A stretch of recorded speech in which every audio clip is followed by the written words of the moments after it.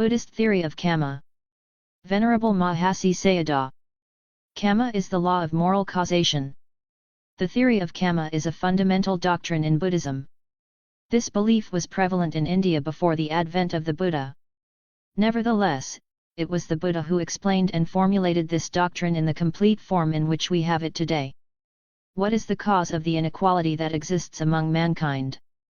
Why should one person be brought up in the lap of luxury, endowed with fine mental, moral, and physical qualities, and another in absolute poverty, steeped in misery? Why should one person be a mental prodigy, and another an idiot? Why should one person be born with saintly characteristics and another with criminal tendencies? Why should some be linguistic, artistic, mathematically inclined, or musical from the very cradle? Why should others be congenitally blind, deaf, or deformed?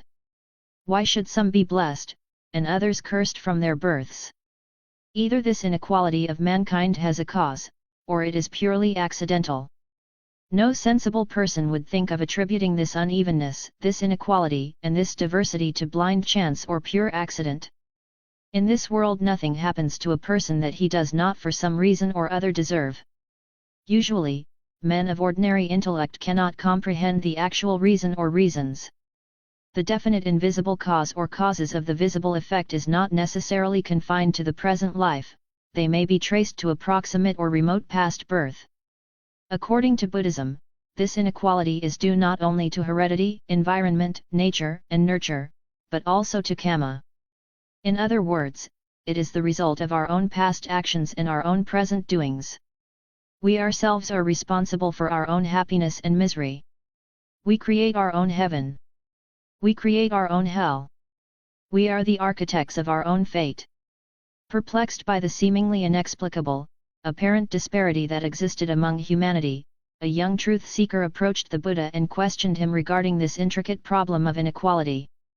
"What is the cause, what is the reason, O Lord," questioned he, "that we find amongst mankind the short-lived and long-lived, the healthy and the diseased, the ugly and beautiful?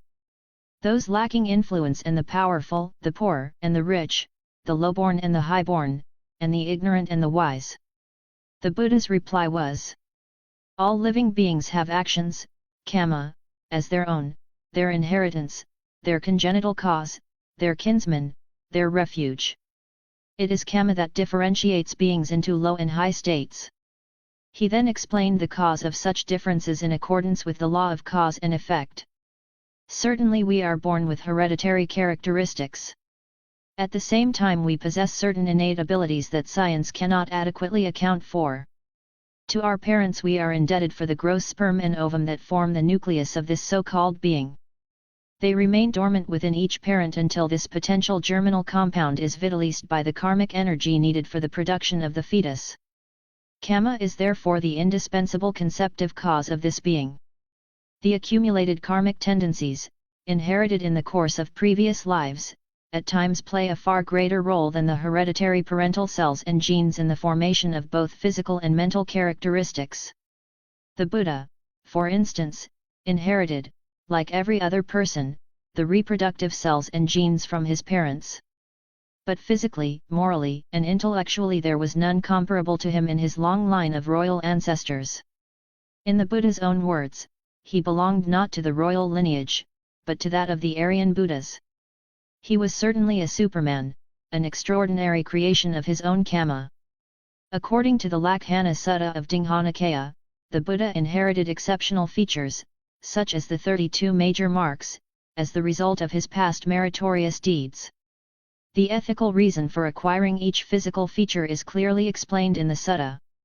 It is obvious from this unique case that karmic tendencies could not only influence our physical organism, but also nullify the potentiality of the parental cells and genes. Hence the significance of the Buddha's enigmatic statement. We are the heirs of our own actions. Dealing with this problem of variation, the Athasalini, being a commentary on the Abhidharma, states, "Depending on this difference in Kamma appears the differences in the birth of beings, high and low, base and exalted, happy and miserable. Depending on the difference in Kamma appears the difference in the individual features of beings as beautiful and ugly, high-born or low-born, well-built or deformed. Depending on the difference in Kamma appears the difference in worldly conditions of beings, such as gain and loss, and disgrace, blame and praise, happiness and misery. Thus, from a Buddhist point of view, our present mental, moral, intellectual, and temperamental differences are, for the most part, due to our own actions and tendencies, both past and present. Although Buddhism attributes this variation to Kamma, as being the chief cause among a variety, it does not, however, assert that everything is due to Kamma. The law of Kamma, important as it is only one of the 24 conditions described in Buddhist philosophy. Refuting the erroneous view that whatsoever fortune or misfortune experienced is all due to some previous action, the Buddha said. So, then, according to this view, owing to previous action men will become murderers, thieves, unchaste, liars, slanderers, covetous, malicious and perverts. Thus, for those who fall back on the former deeds as the essential reason, there is neither the desire to do, nor effort to do, nor necessity to do this deed, or abstain from this deed. It was this important text, which states the belief that all physical circumstances and mental attitudes spring solely from past Kamma that Buddha contradicted. If the present life is totally conditioned or wholly controlled by our past actions, then certainly Kamma is tantamount to fatalism or determinism or predestination. If this were true, free will would be an absurdity. Life would be purely mechanistic, not much different from a machine. Being created by an Almighty God who controls our destinies and predetermines our future. Or being produced by an irresistible Kamma that completely determines our fate and controls our life's course, independent of any free action on our part, is essentially the same. The only difference lies in the two words God and Kamma. One could easily be substituted for the other, because the ultimate operation of both forces would be identical. Such a fatalistic doctrine is not the Buddhist law of Kamma. According to Buddhism, there are 5 orders or processes, niyama, which operate in the physical and mental realms. They are 1.U2 niyama, physical inorganic order, e.g. seasonal phenomena of winds and rains. The unerring order of seasons, characteristic seasonal changes and events, causes of winds and rains, nature of heat, etc., all belong to this group. 2.Bija niyama, order of germs and seeds, physical organic order, e.g. rice produced from rice seed, sugary taste from sugarcane or honey, peculiar characteristics of certain fruits, etc. The scientific theory of cells and genes and the physical similarity of twins may be ascribed to this order. 3. Kamma niyama, order of act and result, e.g., desirable and undesirable acts produce corresponding good and bad results. As surely as water seeks its own level, so does Kamma, given opportunity, produce its inevitable result, not in the form of a reward or punishment but as an innate sequence. This sequence of deed and effect is as natural and necessary as the way of the sun and the moon. 4. Dhamma niyama, order of the norm, e.g., the natural phenomena occurring at the advent of a bodhisattva in his last birth. Gravitation and other similar laws of nature. The natural reason for being good and so forth, might be included in this group. 5. Citta niyama, order or mind or psychic law, e.g., processes of consciousness, arising and perishing of consciousness, constituents of consciousness, power of mind, etc. Including telepathy, telesthesia, retrocognition, premonition, clairvoyance, clairaudience, thought reading and such other psychic phenomena which are inexplicable to modern science. Every mental or physical phenomenon could be explained by these all-embracing 5 orders or processes which are laws in themselves. Kamma as such is only one of these 5 orders. Like all other natural laws, they demand no lawgiver. Of these 5, the physical inorganic order and the order of the norm are more or less mechanistic, though they can be controlled to some extent by human ingenuity and the power of mind. For example, fire normally burns, and extreme cold freezes, but man has walked scatheless over fire and meditated naked on Himalayan snows. Horticulturists have worked marvels with flowers and fruits, yogis have performed levitation. Psychic law is equally mechanistic. But Buddhist training aims at control of mind, which is possible by right understanding and skillful volition. Kamma law operates quite automatically and, when the Kamma is powerful, man cannot interfere with its inexorable result though he may desire to do so. But here also right understanding and skillful volition can accomplish much and mold the future. Good Kamma, persisted in, can thwart the reaping of bad Kamma. Or as some Western scholars prefer to say action influence, is certainly an intricate law whose working is fully comprehended only by a Buddha. The Buddhist aims at the final destruction of all Kamma. What is karma? The Pali term Kamma literally means action or doing. Any kind of intentional action, whether mental, verbal, or physical, is regarded as Kamma. It covers all that is included in the phrase thought, word and deed. Generally speaking, all good and bad action constitutes Kamma. In its ultimate sense, Kamma means all moral and immoral volition. Involuntary, unintentional, or unconscious actions, though technically deeds, do not constitute Kamma, because volition, the most important factor in determining Kamma, is absent. The Buddha says, I declare, O Bhikkhus, that volition is Kamma. Having willed, one acts by body, speech, and thought. Anguttara Nikaya. Every volitional action of individuals, save those of Buddhas and Arahants, is called Kamma. The exception made in their case is because they are delivered from both good and evil, they have eradicated ignorance and craving, the roots of Kamma. Destroyed are their germinal seeds, Kina Bija, selfish desires no longer grow, states the Ratana Sutta of Sutta Nipata. This does not mean that the Buddha and Arahantas are passive. They are tirelessly active in working for the real well-being and happiness of all. Their deeds, ordinarily accepted as good or moral, lack creative power as regards themselves. Understanding things as they truly are, they have finally shattered their cosmic fetters. The chain of cause and effect. Kamma does not necessarily mean past actions. It embraces both past and present deeds. Hence, in one sense, we are the result of what we were. We will be the result of what we are.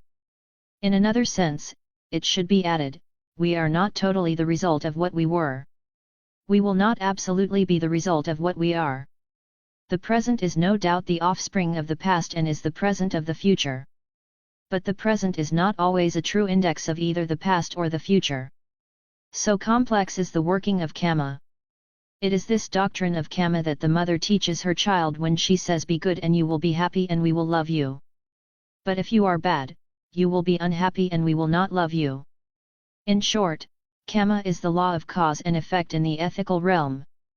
Kamma and Vipaka. Kamma is action, and Vipaka, fruit or result, is its reaction. Just as every object is accompanied by a shadow, even so every volitional activity is inevitably accompanied by its due effect. Kamma is like potential seed, Vipaka could be likened to the fruit arising from the tree. The effect or result. Anasamsa and Adinaya are the leaves, flowers, and so forth that correspond to external differences such as health, sickness and poverty. These are inevitable consequences, which happen at the same time. Strictly speaking, both Kamma and Vipaka pertain to the mind. As Kamma may be good or bad, so may Vipaka. The fruit is good or bad. As Kamma is mental, so Vipaka is mental, of the mind. It is experienced as happiness, bliss, unhappiness, or misery, according to the nature of the Kamma seed.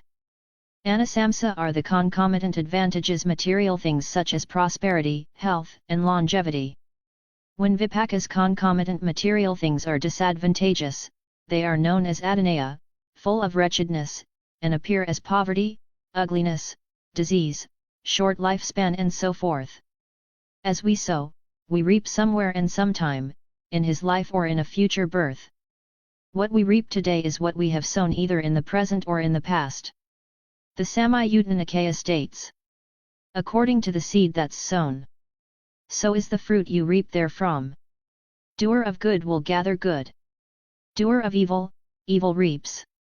Down is the seed and thou shalt taste the fruit thereof. Kamma is a law in itself, which operates in its own field without the intervention of any external, independent ruling agency. Happiness and misery, which are the common lot of humanity, are the inevitable effects of causes. From a Buddhist point of view, they are not rewards and punishments, assigned by a supernatural, omniscient ruling power to a soul that has done good or evil. Theists, who attempt to explain everything in this and temporal life and in the eternal future life, ignoring a past, believe in a post-mortem justice, and may regard present happiness and misery as blessings and curses conferred on his creation by an omniscient and omnipotent divine ruler who sits in heaven above, controlling the destinies of the human race. Buddhism, which emphatically denies such an almighty, all-merciful God creator and an arbitrarily created immortal soul, believes in natural law and justice which cannot be suspended by either an almighty God or an all-compassionate Buddha. According to this natural law, acts bear their own rewards and punishments to the individual doer whether human justice finds out or not. There are some who criticize thus, so, you Buddhists, too, administer capitalistic opium to the people, saying, you are born poor in this life on account of your past evil Kamma. He is born rich on account of his good Kamma. So, be satisfied with your humble lot, but do good to be rich in your next life. You are being oppressed now because of your past evil Kamma. There is your destiny. Be humble and bear your sufferings patiently. Do good now. You can be certain of a better and happier life after death.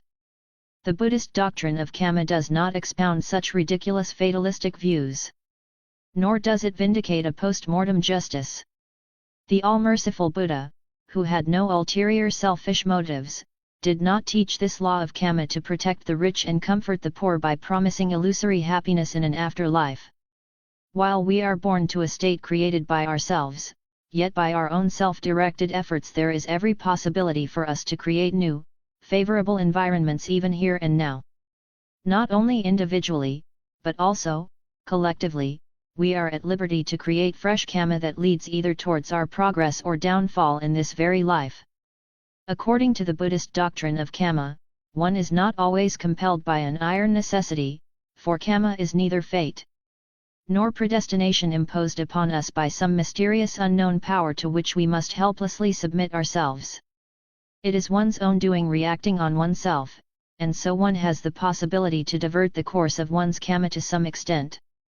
How far one diverts it depends on oneself. Is one bound to reap all that one has sown in just proportion? The Buddha provides an answer. If anyone says that a man or woman must reap in this life according to his present deeds, in that case there is no religious life, nor is an opportunity afforded for the entire extinction of sorrow. But if anyone says that what a man or woman reaps in this and future lives accords with his or her deeds present and past, in that case there is a religious life. And an opportunity is afforded for the entire extinction of a sorrow. Anguttara Nikaya. Although it is stated in the Dhammapada that not in the sky, nor in mid-ocean, or entering a mountain cave is found that place on earth where one may escape from the consequences of an evil deed, yet one is not bound to pay all the past arrears of one's Kamma. If such were the case, emancipation would be impossibility. Eternal recurrence would be the unfortunate result. What is the cause of Kamma? Ignorance, avijja, or not knowing things as they truly are, is the chief cause of Kamma. Dependent on ignorance arise activities, avijja pakaya samkara, states the Buddha in the Pitaka Samuppada, dependent origination. Associated with ignorance is the ally craving, tanha, the other root of Kamma. Evil actions are conditioned by these two causes. All good deeds of a worldling, puthujana, though associated with the three wholesome roots of generosity, alobha, goodwill, adosa, and knowledge, amoha, are nevertheless regarded as Kamma because the two roots of ignorance and craving are dormant in him. The moral types of supramundane path consciousness, magasiddha, are not regarded as Kamma because they tend to eradicate the two root causes.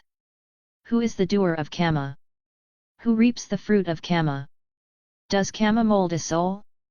In answering these subtle questions, the Venerable Buddhaghosa writes in the Visuddhimagga, no doer is there who does the deed. Nor is there one who feels the fruit. constituent parts alone roll on. This indeed is right discernment. For instance, the table we see is apparent reality. In an ultimate sense, this so-called table consists of forces and qualities. For ordinary purposes, a scientist would use the term water, but in the laboratory he would say H20. In this same way, for conventional purposes, such terms as man, woman, being, self, and so forth are used. The so-called fleeting forms consist of psychophysical phenomena, which are constantly changing, not remaining the same for 2 consecutive moments. Buddhists, therefore, do not believe in an unchanging entity, in an actor apart from action, in a perceiver apart from perception, in a conscious subject behind consciousness. Who then is the doer of Kamma? Who experiences the effect? Volition, or will, Cetana, is itself the doer, feeling, Vedana, is itself the reaper of the fruits of actions. Apart from these pure mental states, Suddadhamma, there is no one to sow and no one to reap. Classification of Kamma. A. With respect to different functions, Kamma is classified into 4 kinds. 1. Reproductive Kamma. Every birth is conditioned by a past good or bad Kamma, which predominated at the moment of death. Kamma that conditions the future birth is called reproductive Kamma. The death of a person is merely a temporary end of a temporary phenomenon. Though the present form perishes, another form which is neither the same nor absolutely different takes its place, according to the potential thought vibration generated at the death moment. Because the karmic force which propels the life flux still survives. It is this last thought, which is technically called reproductive, Janaka, Kamma, that determines the state of a person in his subsequent birth. This may be either a good or bad Kamma. According to the commentary, reproductive Kamma is that which produces mental aggregates and material aggregates at the moment of conception.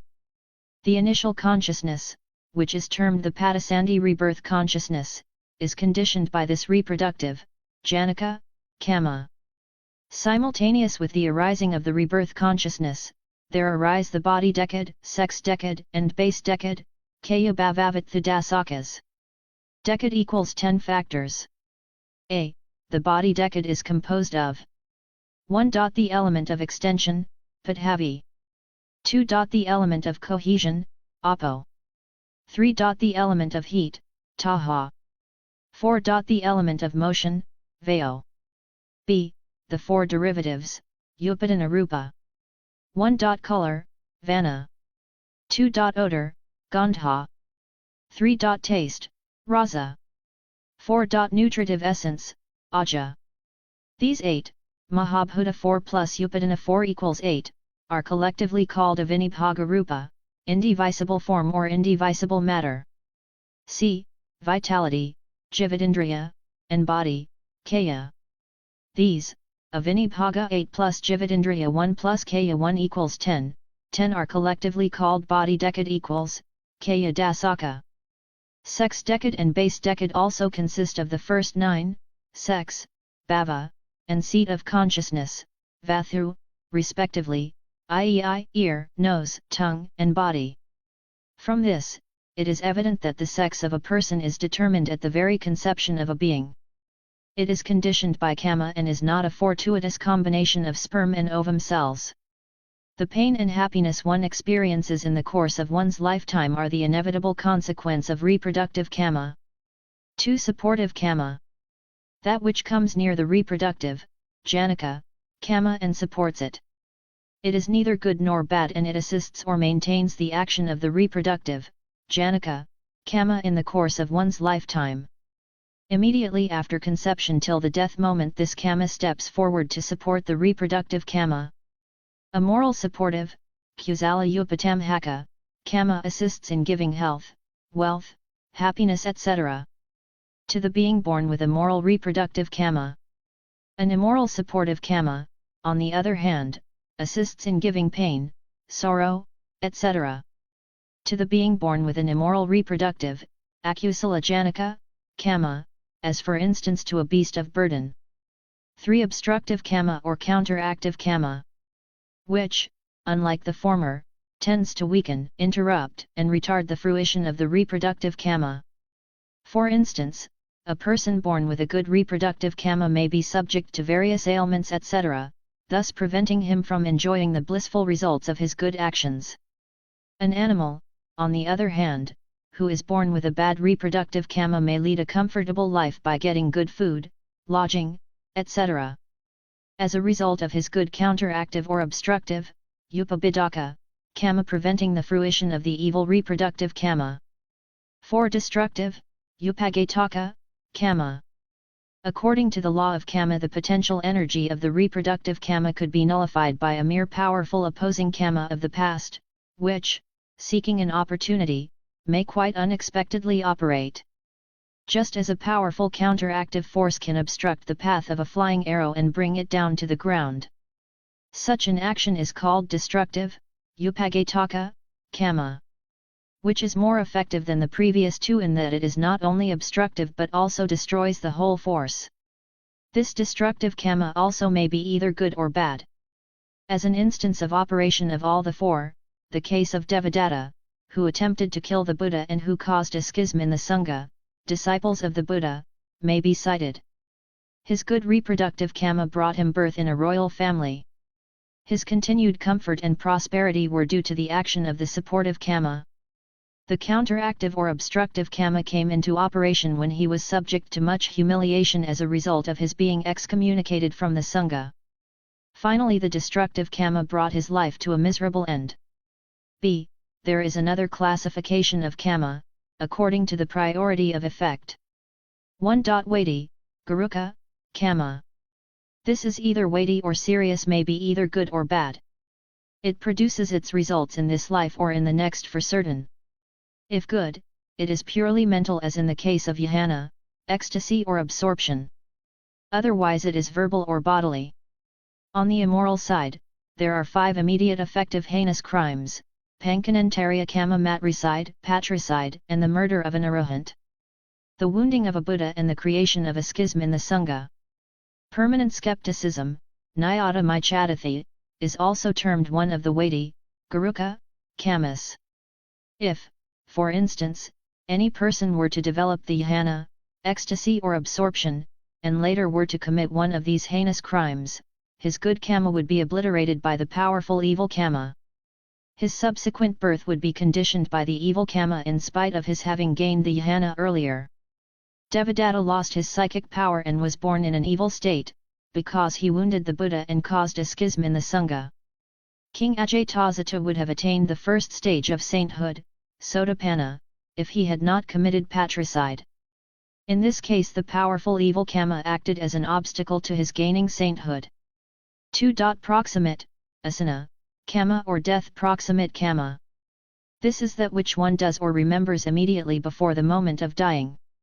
Owing to the great part it plays in determining the future birth, much importance is attained to this deathbed, asana, kamma in almost all Buddhist countries.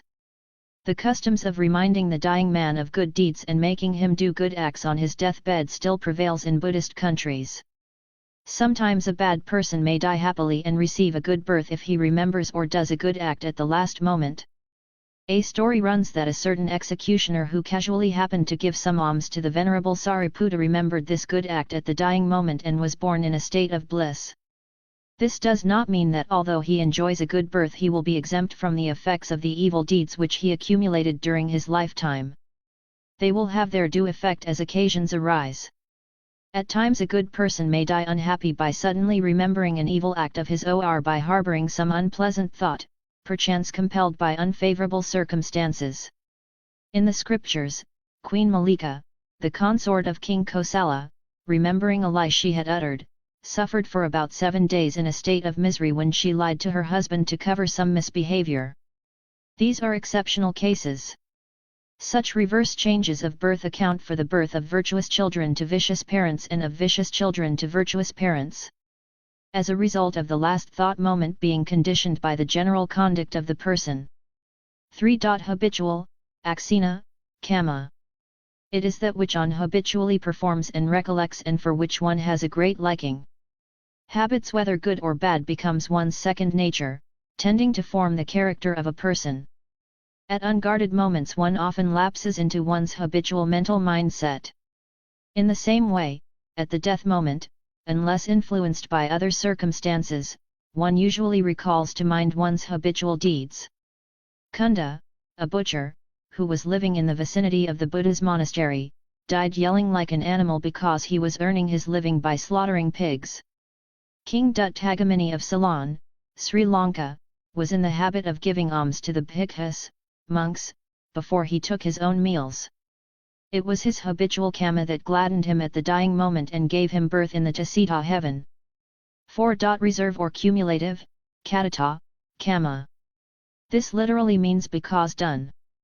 All actions that are not included in the aforementioned and those actions soon forgotten belong to this category. This is, as it were, the reserve fund of a particular being. See, there is another classification of kamma according to the time in which effects are worked out. 1. Immediately effective, dithadhamavdaniya, kamma. 2. Subsequently effective, apapajavdaniya, kamma. 3. Indefinitely effective, aparaparayavdaniya, kamma. 4. Defunct or ineffective, ahosi, kamma. Immediately effective kamma is that which is experienced in this present life. According to the Abhidhamma, one does both good and evil during the javana process, thought impulsion, which usually lasts for 7 thought moments. The effect of the first thought moment, being the weakest, one may reap in this life itself. This is called the immediately effective kamma. If it does not operate in this life, it is called defunct or ineffective kamma. The next weakest is the 7th thought moment. Its effect one may reap in the subsequent birth. This is called subsequently effective kamma. This, too, is called defunct or ineffective kamma if it does not operate in the second birth. The effect of the intermediate thought moments may take place at any time until one attains nibbana. This type of kamma is known as indefinitely effective kamma. No one, not even the Buddhas and Arahants, is exempt from this class of kamma which one may experience in the course of one's wandering in samsara. There is no special class of kamma known as defunct or ineffective, but when such actions that should produce their effects in this life or in a subsequent life do not operate, they are termed defunct or ineffective kamma. The last classification of kamma is according to the plane in which the effect takes place, namely 1. Evil actions, akusala kamma, which may ripen in the sentient planes, kamaloka. 6 celestial planes plus 1 human plane plus 4 woeful planes equals 11 kamalokaplans. Here are only 4 woeful kamalokas. 2. Good actions, kusala kamma, which may ripen in the sentient planes except for the 4 woeful planes. 3. Good actions, kusala kamma, which may ripen in the realm of form, rupa brahmalokas. There are 4 arupa brahmalokas. Questions on the theory of kamma. Question: do the kammas of parents determine or affect the kammas of their children? Answer: physically, the kamma of children is generally determined by the kamma of their parents. Thus, healthy parents usually have healthy offspring, and unhealthy parents have unhealthy children. On the effect or how the kamma of their children is determined, the child's kamma is a thing apart of itself. It forms the child's individuality, the sum total of its merits and demerits accumulated in innumerable past existences. For example, the kamma of the Buddha to be Prince Siddhartha was certainly not influenced by the joint kamma of his parents, King Suddhodana and Queen Maya. The glorious and powerful kamma of our Buddha to be transcended the kamma of his parents, which jointly were more potent than his own. Question: if the kamma of parents do not influence those of their children, how would the fact be explained that parents who suffer from certain virulent diseases are apt to transmit these evils to their offsprings? Answer: where a child inherits such a disease, it is due to the force of the parent's characteristics because of the force of the latter's U2, conditions favorable to germination. Take, for example, 2 seeds from a sapling, plant one in inferior, dry soil, and the other in rich, moist soil. The result is that the first seed will sprout into a sickly sapling and soon show symptoms of disease and decay, while the other seed will thrive and flourish and grow up to be a tall and healthy tree. It will be observed that the pair of seeds taken from the same stalk grows up differently according to the soil into which they are put. A child's past kamma may be compared to the seed, the physical disposition of the mother to the soil, and that of the father to the moisture, which fertilized the soil. Roughly speaking, to illustrate our subject, we will say that, representing the sapling's germination, growth, and existence as a unit, the seed is responsible for 1/10 of them, the soil for 6/10, and the moisture for the remainder, 3/10. Thus, although the power of germination exists potentially in the seed, the child, its growth is powerfully determined and quickened by the soil, the mother, and the moisture, the father. Therefore, even as the conditions of the soil and moisture must be taken as largely responsible factors in the growth and condition of the tree, so must the influences of the parents, or progenitors, as in the case of the animal world, be taken into account in respect to the conception and growth of their offspring. The parents' share in the kamma determining the physical factors of their issue is as follows: if they are human beings, then their offspring will be a human being. If they are cattle, then their issue must be of their species. If the human being is Chinese, then their offspring must be of their race. Thus, the offspring are invariably of the same genera and species, etc., as those of the progenitors. It will be seen from the above that, although a child's kamma is very powerful in itself, it cannot remain wholly uninfluenced by those of its parents. It is apt to inherit the physical characteristic of its parents. Yet, it may occur that the child's kamma, being superlatively powerful, the influence of the parents' joint kamma cannot overshadow it. Of course, it need hardly be pointed out that the evil influences of parents can also be counteracted by the application of medical science. All beings born of sexual cohabitation are the resultant effects of three forces. 1. The old kamma of past existence. 2. The seminal fluid of the mother, and 3. The seminal fluid of the father. The physical dispositions of the parents may, or may not, be equal in force. One may counteract the other to a lesser or greater extent. The child's kamma and physical characteristics, such as race, color, etc., will be the produce of the three forces. Question: on the death of a sentient being, is there a soul that wanders about at will? Answer: when a sentient being leaves one existence, it is reborn either as a human being, a celestial being, deva or brahma, an inferior animal, or a denizen of one of the regions of hell. The skeptics and the ignorant people held that there are intermediate stages antrabhava between these, and that there are beings who are neither of the human, the celestial, the deva or the Brahma worlds nor of any one of the stages of exist recognized in the scriptures but are in an intermediate stage. Some assert that these transitional stages are possessed of the 5 khandhas, 5 aggregates. They are matter, rupa, feeling, vedana, perception, sanna, 4 mental activities, sankhara, and consciousness, vijnana. Some assert that these beings are detached souls or spirits with no material encasement, and some again that they are possessed of the faculty of seeing like devas, and further, that they have power of changing at will, at short intervals, from one to any of the existence mentioned above.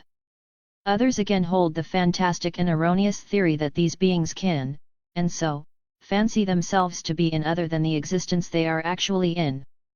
Thus, to take for example one such of these supposititious beings. He is a poor person and yet he fancies himself to be rich. He may be in hell, and yet he fancies himself to be in the land of the devas, and so on. This belief in intermediate stages between existences is false, and is condemned in the Buddhist teachings.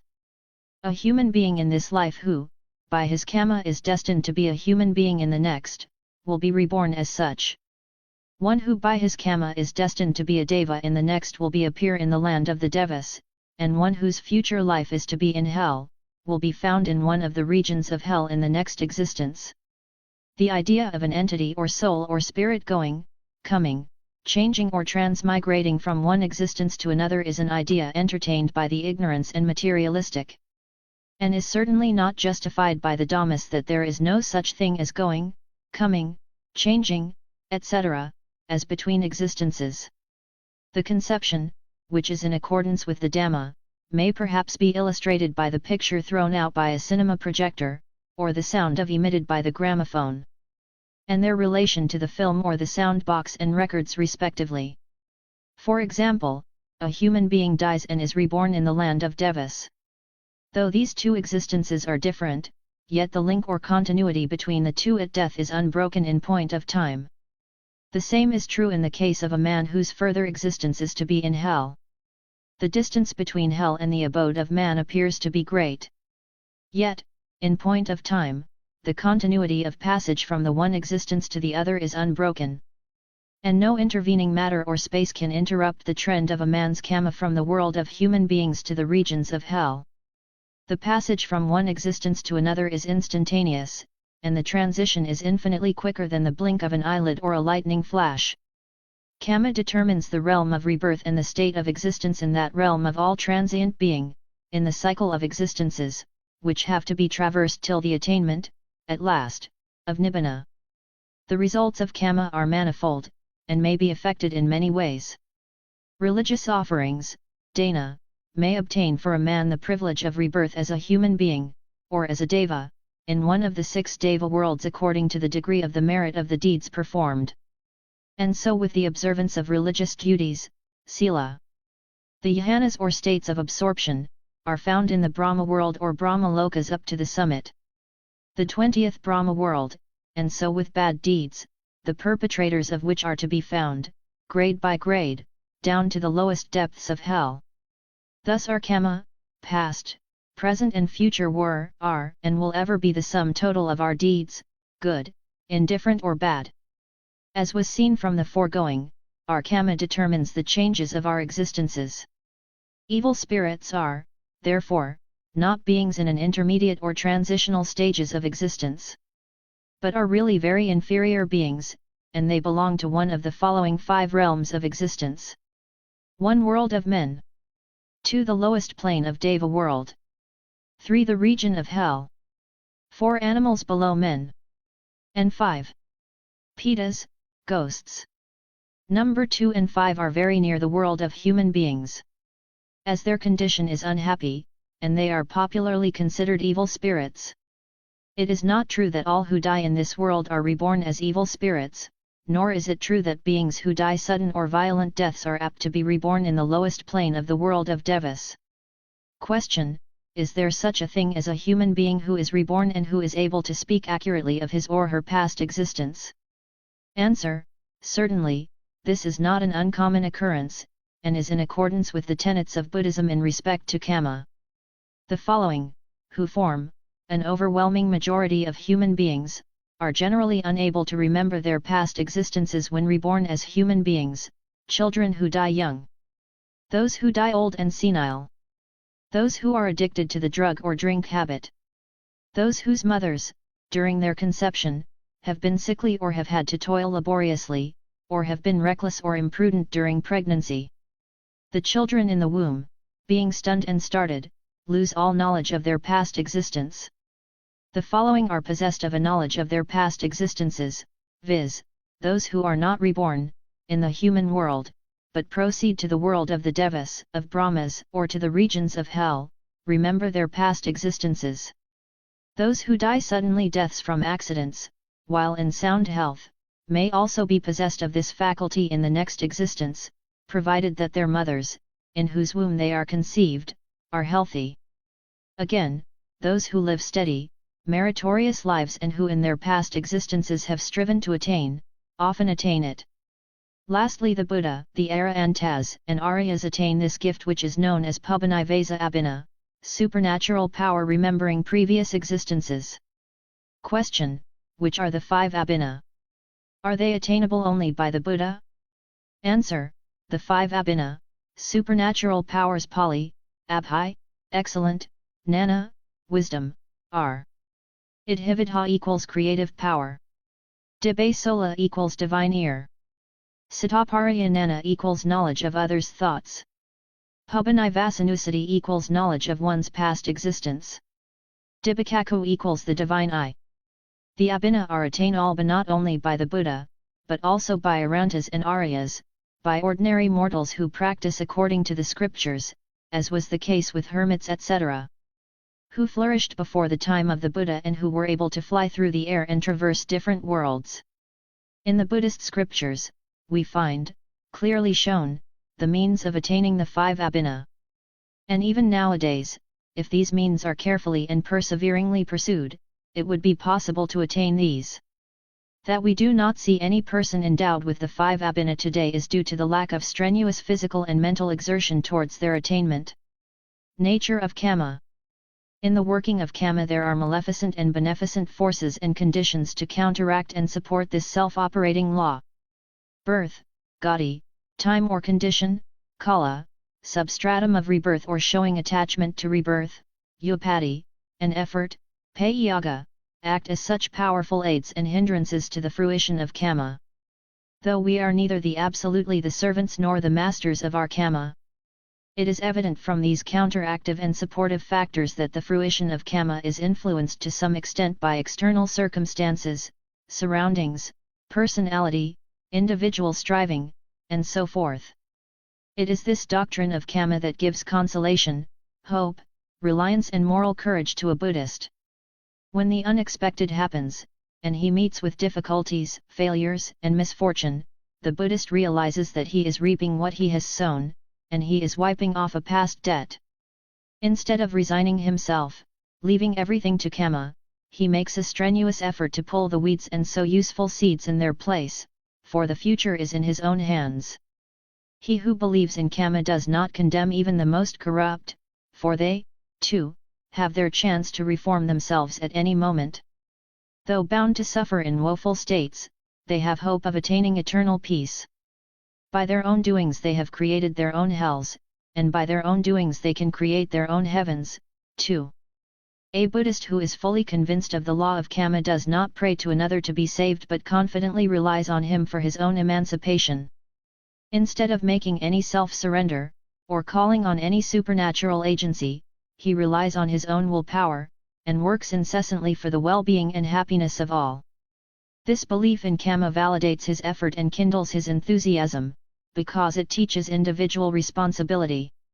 To the ordinary Buddhist, Kamma serves as a deterrent, while to an intellectual, it serves as an incentive to do good. He or she becomes kind, tolerant, and considerate. This law of Kamma explains the problem of suffering, the mastery of so-called fate and predestination of other religions and about all the inequality of mankind. 2. The second enlightenment factor is Dhammavikaya, keen investigation of the Dhamma. It is the sharp analytical knowledge of understanding the true nature of all constituent things animate or inanimate, human or divine. It is seeing things as they really are, seeing things in their proper perspective. It is the analysis of all component things into their fundamental elements, right down to their ultimates.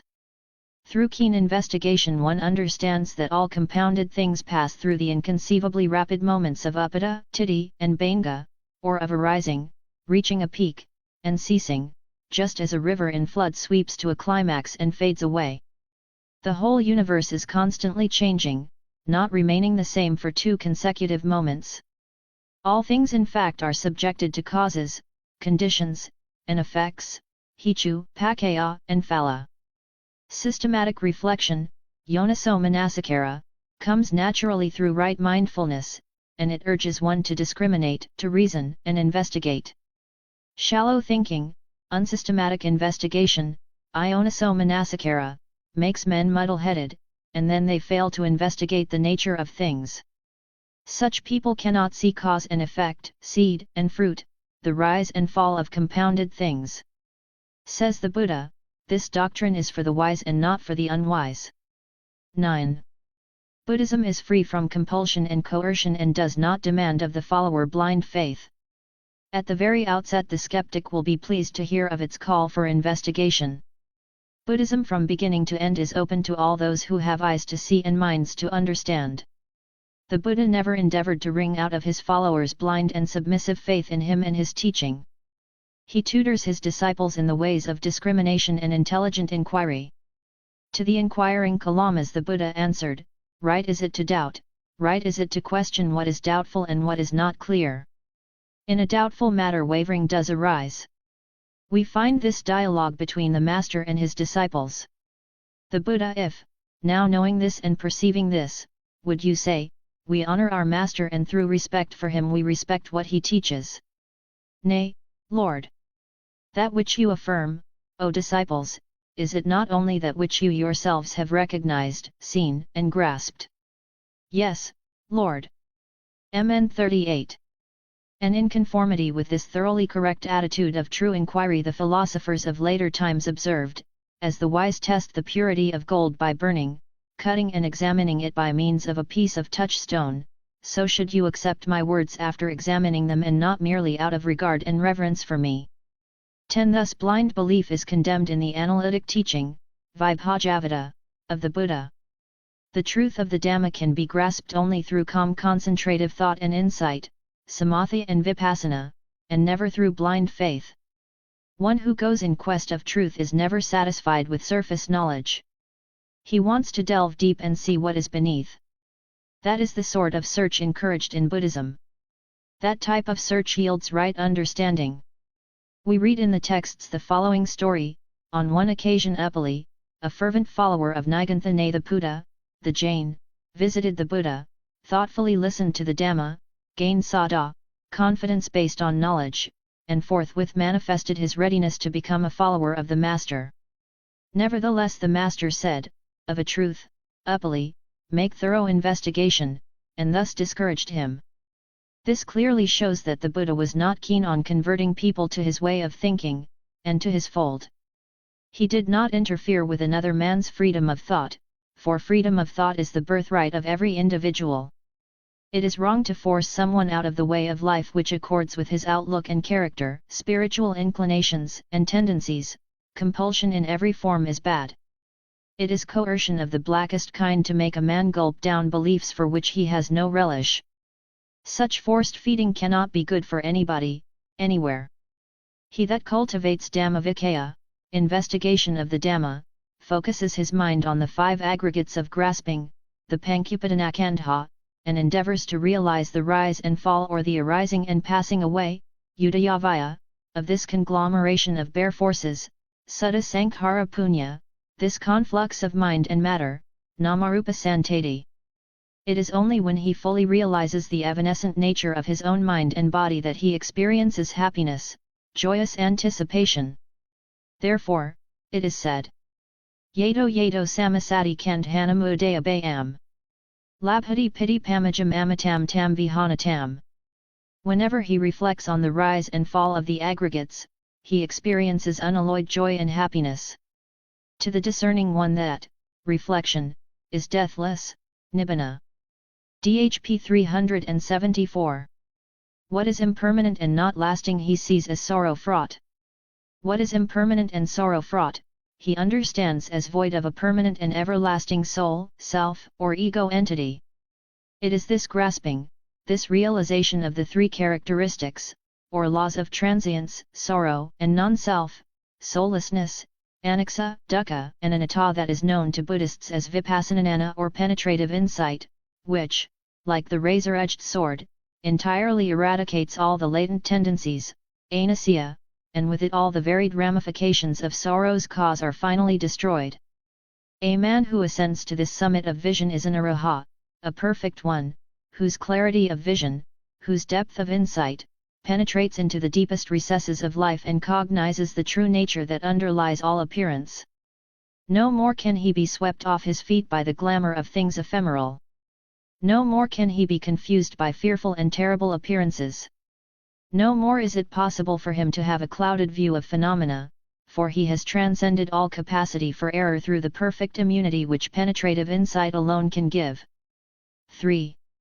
The third enlightenment factor is virya, energy. It is a mental property, cetasika, and the 6th limb of the Noble Eightfold Path, they're called samavayama, right effort. The life of the Buddha clearly reveals that he was never subjected to moral or spiritual fatigue. From the hour of his enlightenment to the end of his life, he strove tirelessly to elevate mankind, regardless of the bodily fatigue involved, and oblivious to the many obstacles and handicaps that hampered his way. He never relaxed in his exertion for the common weal. Though physically he was not always fit, mentally he was ever vigilant and energetic. Of him it is said, "Ah, wonderful is the conqueror, who e'er untiring strives for the blessing of all beings, for the comfort of all lives."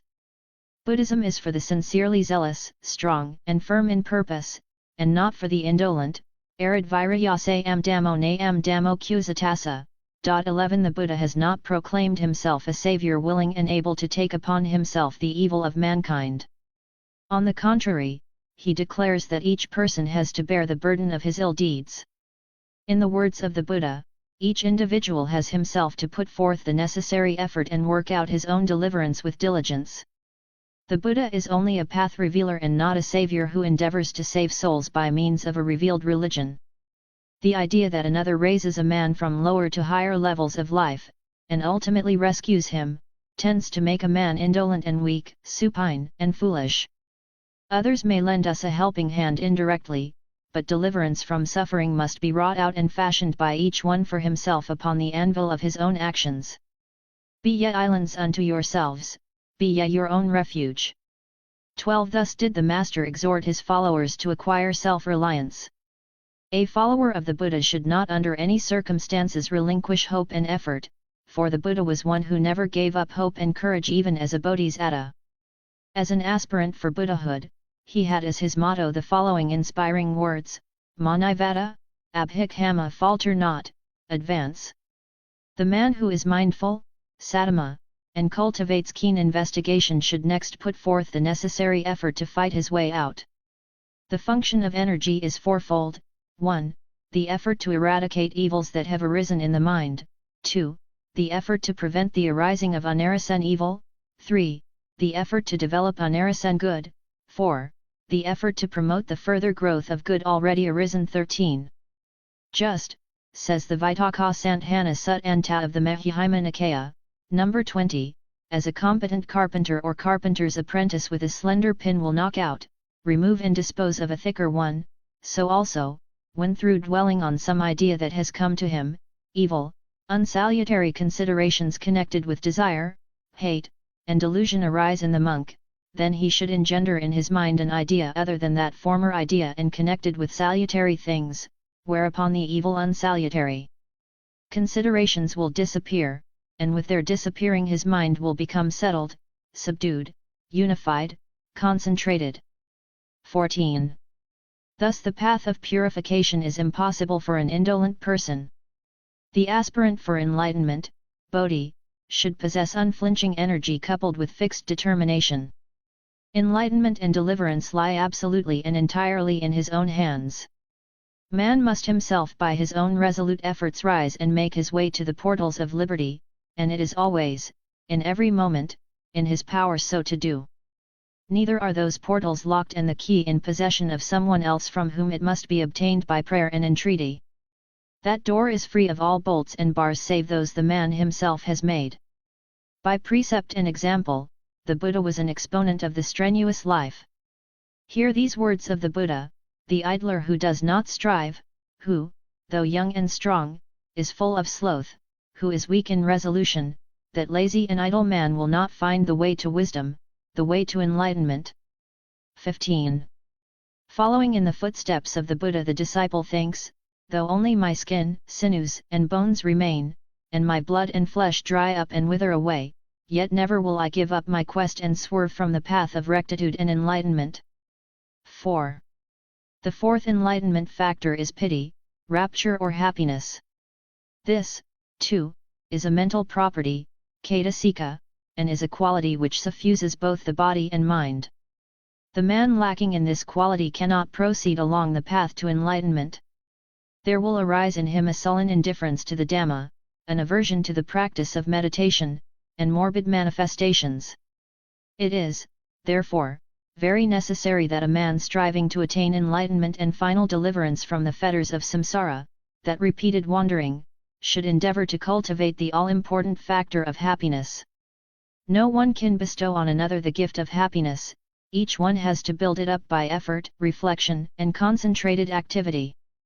As happiness is a thing of the mind, it should be sought not in external and material things, though they may in a small way be instrumental. Contentment is a characteristic of the really happy individual.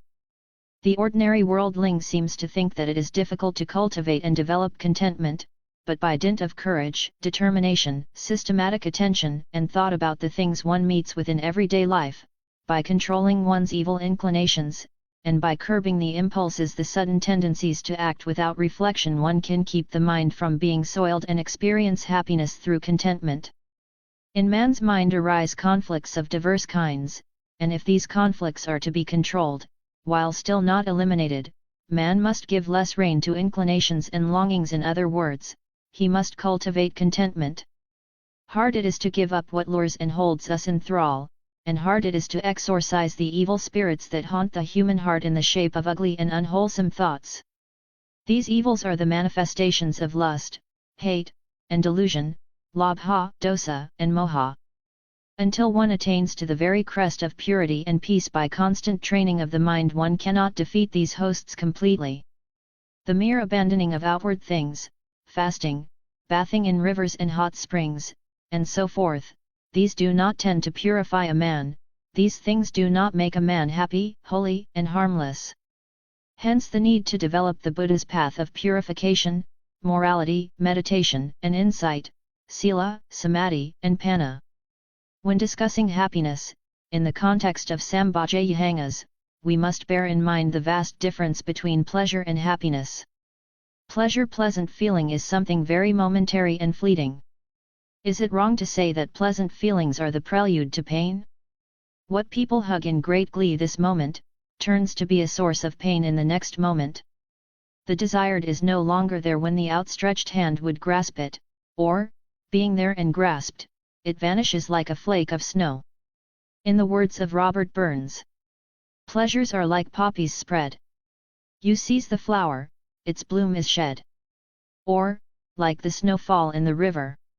A moment white then melts forever. Seeing a form, hearing a sound, perceiving an odor, tasting a flavor, feeling some tangible thing, cognizing an idea, people are moved, and from those sense objects and mental objects they experience a certain degree of pleasure. But it is all a passing show of phenomena. Unlike the animal whose sole purpose is to derive a feeling of pleasure from any source, at any cost, man should endeavor to gain real pity or happiness. Real happiness or rapture comes not through grasping or clinging to things animate or inanimate, but by giving up, nekama. It is the detached attitude toward the world that brings about true happiness. The Satipatthana Sutta, the discourse on the foundations of mindfulness, speaks of pleasant worldly feeling, samasa sukha, and pleasant unworldly feeling, niramasa sukha. Niramasa sukha is far superior to samasa sukha. Once the Buddha did not receive even a single morsel of food when he went on his alms round, and an intruder remarked that the master was apparently afflicted with hunger. Thereupon the Supreme Buddha breathed forth the following verse. Ah, happily do we dwell, we who have no impediments. Feeders on joy shall we be, even as the radiant devas. 16. DHP 200. Unalloyed joy comes to a man who ponders thus: others may harm, but I will become harmless, others may slay living beings, but I will become a non-slayer, others may live unchaste, but I will live pure. Others may utter falsehood, I, however, will speak the truth. Others may slander, talk harshly, indulge in gossip, but I will talk only words that promote concord, harmless words agreeable to the ear, full of love, heart-pleasing, courteous, worthy of being borne in mind, timely, fit and to the point. Others may be covetous, I will not covet. Energetic, steeped in modesty of heart, unswerving as regards truth and rectitude, peaceful, honest, contented, generous, and truthful in all things will I be. Thus conducive to full realization, perfect wisdom, to nibbana is this fourth enlightenment factor: pity, happiness. V. Pasadhi calm or tranquility is the fifth factor of enlightenment. Pasadhi is twofold. Kaya Pasadhi is calm of body. Kaya here means all the mental properties rather than the physical body, in other words, Kamma of the aggregates of feeling, Vedanakandha, perception, Sunikhandha, and the volitional activities or conformations, Samkarakhandha. Siddha Pasadhi is the Kamma of the mind, that is, the aggregate of consciousness, Vinanakanda. Pasadhi is compared to the happy experience of a weary walker who sits down under a tree in a shade, or the cooling of a hot place by rain. Hard it is to tranquilize the mind, it trembles and it is unsteady, difficult to guard and hold back, it quivers like a fish taken from its watery home and thrown on the dry ground. It wanders at will. 17 Such is the nature of this ultra-subtle mind. It is systematic reflection, Yoniso Manasikara, that helps the aspirant for enlightenment to quieten the fickle mind. Unless a man cultivates tranquility of mind, concentration cannot be successfully developed. A tranquilized mind keeps away all superficialities and futilities. Many a man today thinks that freedom and unrestraint are synonyms and that the taming of the self is a hindrance to self-development. In the teaching of the Buddha, however, it is quite different. The self must be subdued and tamed on right lines if it is to become truly well. The Tathagata, the tamed, teaches the Dhamma for the purpose of taming the human heart, Danto Sobhagava Dhammataya Dhammam Disti. 18. It is only when the mind is tranquilized and is kept to the right road of orderly progress that it becomes useful for the individual possessor of it and for society. A disorderly mind is a liability both to the owner of it and for others. All the havoc wrought in the world is wrought by men who have not learned the way of mental calm, balance, and poise. Calmness is not weakness. The calm attitude at all times shows a man of culture. It is not too hard a task for a man to be calm when all things around him are favorable. But to be composed in mind in the midst of unfavorable circumstances is hard indeed, and it is this difficult quality that is worth achieving, for by such control one builds up strength of character. The most deceptive thing in the world is to imagine that they alone are strong who are noisy, or that they alone possess power who are fussily busy. The man who cultivates calm of the mind does not get upset, confused or excited when confronted with the 8 vicissitudes of the world, Athalika Dhamma. He endeavors to see the rise and fall of all things conditioned, how things come into being and pass away. Free from anxiety and restlessness, he will see the fragility of the fragile. A story in our books tells us how when a mother was asked why she did not lament and feel pain over the death of her beloved son, said, "Uninvited he came, uninvited he passed away, as he came so he went, what use is there in lamenting, weeping, and wailing?" 19 Such is the advantage of a tranquilized mind. It is unshaken by loss or gain, blame and praise, and undisturbed by adversity. This frame of mind is brought about by viewing the sentient world in its proper perspective. Thus calm or pasadhi leads man to enlightenment and deliverance from suffering. 6. The 6th enlightenment factor is samadhi, concentration. It is only the tranquilized mind that can easily concentrate on a subject of meditation. The calm concentrated mind sees things as they really are, samahito yatha buddham pajanati. The unified mind brings the 5 hindrances, panchanivaranani, under subjugation. Concentration is the intensified steadiness of the mind comparable to an unflickering flame of a lamp in a windless place. It is concentration that fixes the mind aright and causes it to be unmoved and undisturbed. Correct practice of samadhi maintains the mind and the mental properties in a state of balance like a steady hand holding a pair of scales. Right concentration dispels passions that disturb the mind, and brings purity and placidity of mind. The concentrated mind is not distracted by sense objects. Concentration of the highest type cannot be disturbed under the most adverse circumstances. One who is intent on samadhi should develop a love of virtue, sila, for it is virtue that nourishes mental life, and makes it coherent and calm, equable, and full of rich content. The unrestrained mind dissipates itself in frivolous activity. Many are the impediments that confront a yogi, an aspirant for enlightenment, but there are 5 particular hindrances that hinder concentrative thought, samadhi, and obstruct the way to deliverance. In the teaching of the Buddha they are known as panchanivarana, the 5 hindrances. The Pali term nivarana denotes that which hinders or obstructs mental development, bhavana. They are called hindrances because they completely close in, cut off and obstruct. They close the doors to deliverance. The 5 hindrances are: Kammakanda, sensual desires; Vyapada, ill will; Vinamya, obduracy of mind and mental factors; Udakakukaksa, restlessness and worry; Visikika, doubt. Kammakanda, or sensual desires or intense thirst for either possessions or the satisfaction of base desires, is the first that binds man to samsara, repeated wandering, and closes the door to final deliverance. What is sensuality? Where does this craving, tanha, arise and take root? According to the Discourse on the Foundations of Mindfulness, Satipatthana Sutta, where there is the delightful and the pleasurable, there this craving arises and takes root. Forms, sounds, smell, taste, bodily contacts, and ideas are delightful and pleasurable, there this craving arises and takes root. Craving, when obstructed by some cause, is transformed to frustration and wrath.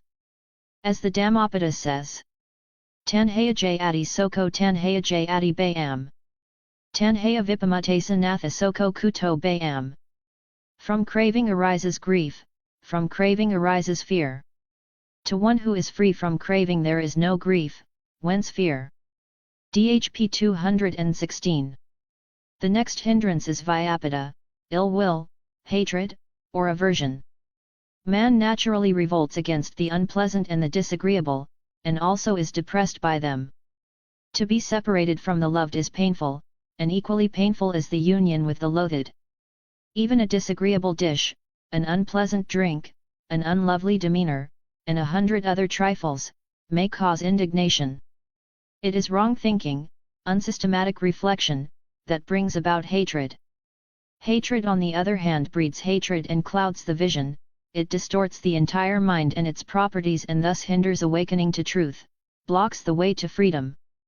This lust and hatred based on ignorance, the crowning corruption of all our madness, avijja paramam malam, indeed are the root causes of strife and dissension between man and nation and nation. The third hindrance consists of a pair of evils, dina and mitta. Dina is lassitude or morbid state of the mind, and mitta is a morbid state of the mental properties.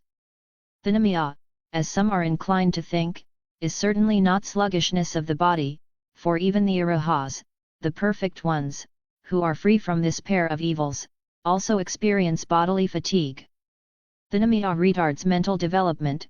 Under its influence mind is inert like butter too stiff to spread or like molasses sticking to a spoon. Laxity is a dangerous enemy of mental development. Laxity leads to greater laxity until finally there arises a state of callous indifference. This flabbiness of character is a fatal block to righteousness and freedom. It is through virya or mental effort that one overcomes this pair of evils. The fourth hindrance also comprises twin drawbacks, udaka and kukaksa, restlessness and brooding, or flurry and worry. As a rule, anyone who commits evil is mentally excited and restless. The guilty and the impatient suffer from this hindrance.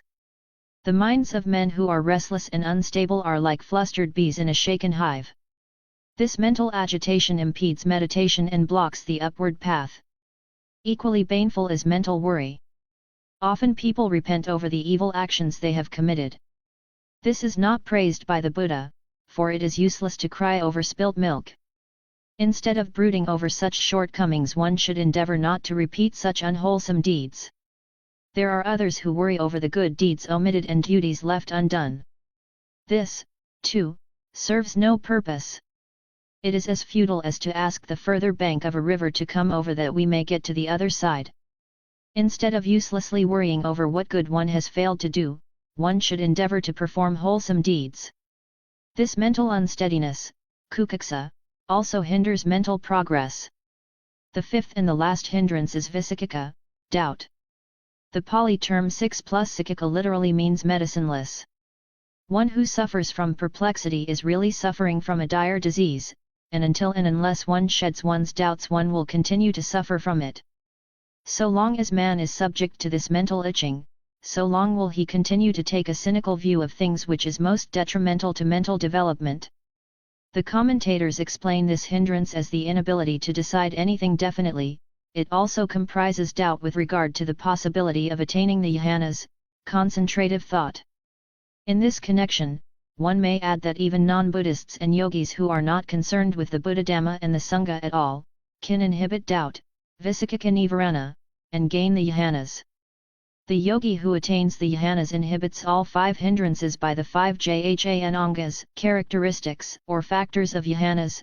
Kammakanda is inhibited by akajita, one-pointedness or unification of the mind, vyapada by pity, joy, thinamiya by vitaka, applied thought, udakakukaksa by sukha, happiness, and visikika by vikara, sustained thought. The attainment of jhanas, however, is not the end aimed at. Jhanas should be made to lead to vipassana, intuitional insight.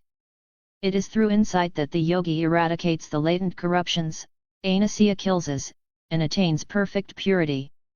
So long as impurities or taints, kills exist in man's mind latent, so long will the arising of papa, evil, in him continue.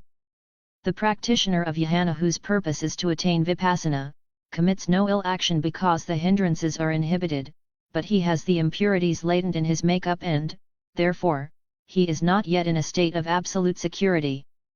But the Araha, the Perfect One, wipes out all the latent impurities with their rootlets and brings this repetitive wandering, samsara, to a standstill. He is one whose samsara is indubitably ended, for by him the noble life has been perfected and the task done. For him there is no more rebirth. 20. A sincere student who is bent on deep study, cuts himself off from sense attractions and, retiring to a congenial atmosphere, holds fast to his studies. Thus steering through all disturbing factors he attains success in his examinations. In the same way, seated in a cloister cell or some other suitable place far from the madding crowd's ignoble strife, the yogi, the meditator, fixes his mind on a subject of meditation, kammatthana, and by struggle and unceasing effort inhibits the 5 hindrances, and washing out the impurities of his mind flux, gradually reaches the first, the second, the third, and the 4th jhana. Then by the power of samadhi, concentrative thought, thus won, he turns his mind to the understanding of reality in the highest sense. It is at this stage that the yogi cultivates vipassana, intuitional insight. It is through vipassana that one understands the real nature of all component and conditioned things. Vipassana aids one to see things as they truly are.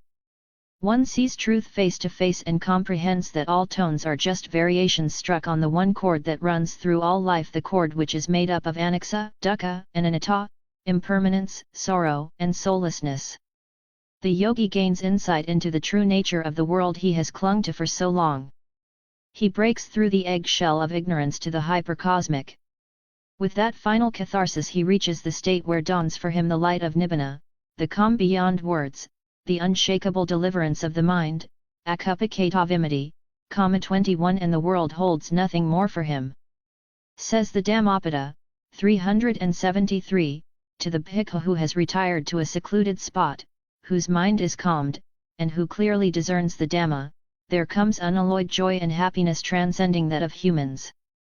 7. The 7th and the last factor of enlightenment is upekkha, equanimity. In the Abhidhamma, upekkha is indicated by the term tatramajhatita, neutrality. It is mental equipoise and not hedonic indifference. Equanimity is the result of a calm concentrative mind. It is hard, indeed, to be undisturbed when touched by the vicissitudes of life, but the man who cultivates this difficult quality of equanimity is not upset. Amidst the welter of experience, athaloka dhamma, gain and loss, good repute and ill repute, praise and censure, pain and happiness, he never wavers. He is firm as a solid rock. Of course, this is the attitude of the Araha, the Perfect One. Of him it is said, truly the good give up longing for everything. The good prattle not with thoughts of craving. Touched by happiness or by pain, the wise show neither elation nor depression. 22. Refraining from intoxicants and becoming heedful, establishing themselves in patience and purity, the wise train their minds. It is through such training that a quiet mind is achieved. Can we also achieve it? Lord Hoarder answers the question thus, yes. But how? Well, not by doing some great thing. Why were the saints saints? Someone asked. And the answer came, because they were cheerful when it was difficult to be cheerful and patient when it was difficult to be patient. They pushed on when they wanted to stand still, and kept silent when they wanted to talk. That was all. So simple, but so difficult. A matter of mental hygiene. The poet says, it is easy enough to be pleasant when life flows along like a song. But the man worthwhile is the man who can smile when everything goes dead wrong. Mention is made in our books of 4 wrong paths, Kataro Agati. The path of greed, Chanda, of hate, Dosa, of cowardice, Baya, of delusion, Moha. People commit evil being enticed along one or more of these wrong paths, but the man who has reached perfect neutrality through the cultivation of equanimity always avoids such wrong paths. His serene neutrality enables him to see all beings impartially. A certain understanding of the working of Kamma, actions, and how Kamma comes into fruition, Kamma Vipaka, is very necessary for one who is genuinely bent on cultivating equanimity. In the light of Kamma one will be able to have a detached attitude toward all beings, nay even inanimate things. The proximate cause of equanimity is the understanding that all beings are the result of their actions, Kamma. Santideva writes in Bodhikari-avatara. Some there be that loathe me, then why shall I, being praised, rejoice? Some there be that praise me, then why shall I brood over blaming voice? Who master is of self, will ever bear a smiling face, he puts away all frowns. Is first to greet another, and to share his all. This friend of all the world, Truth crowns 23. I have here made an attempt to give a glimpse of the 7 enlightenment factors, expounded over 2,500 years ago by the Supreme Buddha, for the attaining of full realization and perfect wisdom, of Nibbana, the deathless. The cultivation or the neglect of these factors of enlightenment is left to each one of us. With the aid of the teaching of the Buddha, each one of us has the power to detect and destroy the cause of suffering. Each one individually can put forth the necessary effort to work out his deliverance. The Buddha has taught us the way to know life as it is, and has furnished the directions for such research by each of us individually. Therefore, we owe it to ourselves to find out for ourselves the truth about life and to make the best of it. We cannot say justifiably that we do not know how to proceed. There is nothing vague in the teaching of the Buddha. All the necessary indications are clear as clear could be. Buddhism from beginning to end is open to all those who have eyes to see, and minds to understand. So clear is his teaching that it can never be misunderstood. 24. The only thing necessary on our part for the full realization of the truth is firm determination, endeavor and earnestness to study and apply the teaching, each working it out for himself, to the best of his ability. The Dhamma yet beckons the weary pilgrim to the happy haven of Nibbana's security and peace. Let us, therefore, cultivate the 7 enlightenment factors with zest and unflagging devotion, and advance. Remembering the saints of other days, and recollecting how it was they lived. Even though today be but the aftertime, one yet may win the ambrosial path of peace. Psalms of the Brethren, their Agatha, 947. May all living beings be well and happy. Notes 1 SN 46.5, SV 72, CDBP 1574. 2 SN 46.7, SV 75, CDBP 1577. 3 Dhamma is a multi-significant term. Here it means mind and matter, Namarupa. Dhammavikaya is the investigation or analysis of this conflux of mind and body, and all component and conditioned things. 4 SN 46.16, SV 79, CDBP 1581. 5 Samahavanodani. 6 Satipatthana Sutta, MN 10 or DN 22. See the Foundations of Mindfulness, the wheel number 19. 7 Parinibbana Sutta, DN 16. 8 SN, Sagathakavaga. 9 and 8.30. 10 Jainanasara Samakya, p. 31. 11 and 8.30. 12 Parinibbana Sutta, DN 16. 13 and 4.13. 14 Adapted from Silakara, Discourses of Gautama the Buddha. A translation of this discourse has been published in The Removal of Distracting Thoughts, the wheel number 21. 15 DHP 280. 16 Devas are deities. 17 DHP, Siddhavagga. 18 DN 25. 19 Uraga Jataka, 354. 20 MN 27. 21 MN 30. 22 DHP 83. 23 Translation by Kasapathera. 24 Fielding Hall, The Soul of a People.